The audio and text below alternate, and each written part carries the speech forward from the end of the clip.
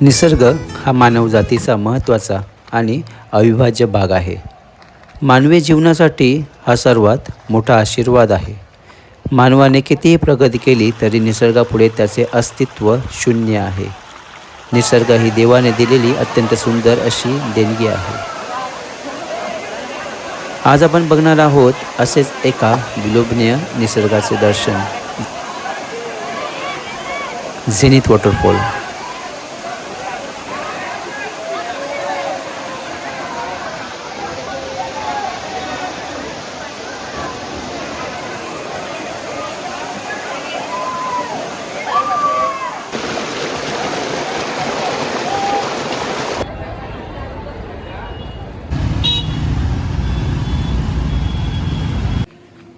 नमस्कार मित्रांनो, तुमचं परत एकदा माझ्या चॅनलवरती सहर्ष स्वागत आहे.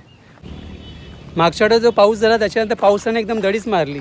त्याच्यानंतर हे वॉटरफॉल आता आहेत तरी कसे म्हणजे प्रवाहित होत आहेत की नाही आहे, पाणी केवढं आहे ते बघूया.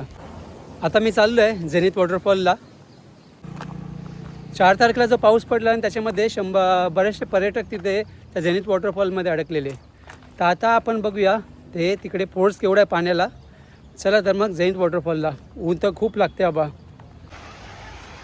पाणी तर एकदमच सुकलं आहे. मला वाटत नाही जास्त तिकडे फोर्स असेल करून पाण्याला. तसं आपण बघूया कसं आहे ते.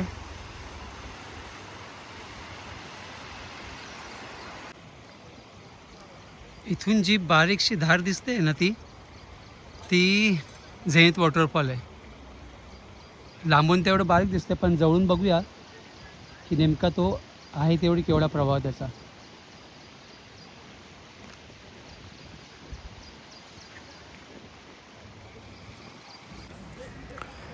निसर्गामध्ये फिरल्याने शरीरातील थकवा दूर होतो आणि सकारात्मक ऊर्जा मिळते.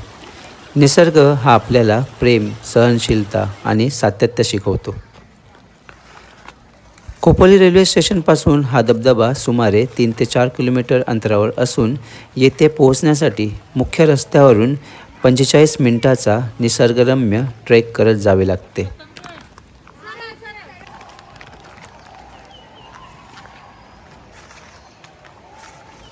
झेनिथ धबधबा हा महाराष्ट्रातील रायगड जिल्ह्यातील खोपोली येथे स्थित एक अतिशय लोकप्रिय मान्सून ट्रेकिंग आणि सहलीचा स्पॉट आहे.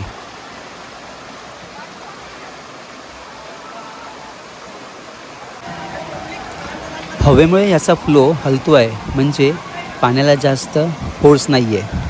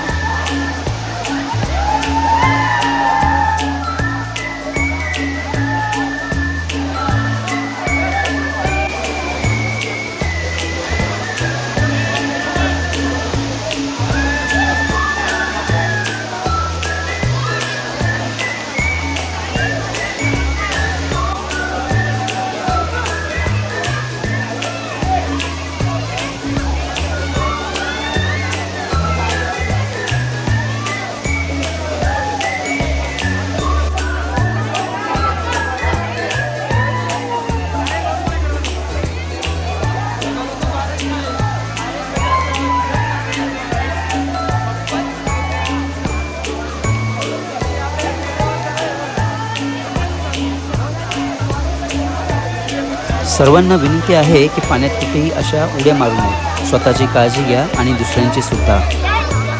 पाऊस पडत नसल्या कारणाने पाणीसुद्धा कमी आहे आणि पर्यटकसुद्धा. एक साधी पावसाची सर पण नाही आली. झेनिथ वॉटरफॉलला लोक येतात पण कमी येतात. झेनिथ वॉटरफॉल बघून झाल्यावरती माझ्याकडे वेळ होता तर गगनगिरी महाराजांच्या मठातसुद्धा जाऊन आलो. रविवार होता, त्यातून पावसाळा. या वातावरणात बऱ्याच भक्त मंडळींनी या मठात भेट द्यायला आले होते.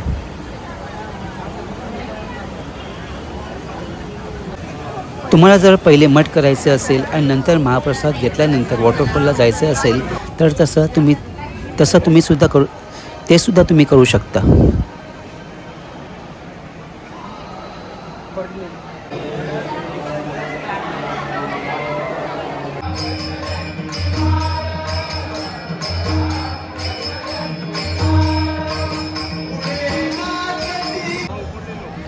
श्री गगनगिरी महाराज मठ खोपोली हे नाथ संप्रदायातील महान योगी गगनगिरी महाराजांचे एक प्रसिद्ध आणि शांत आध्यात्मिक केंद्र आहे.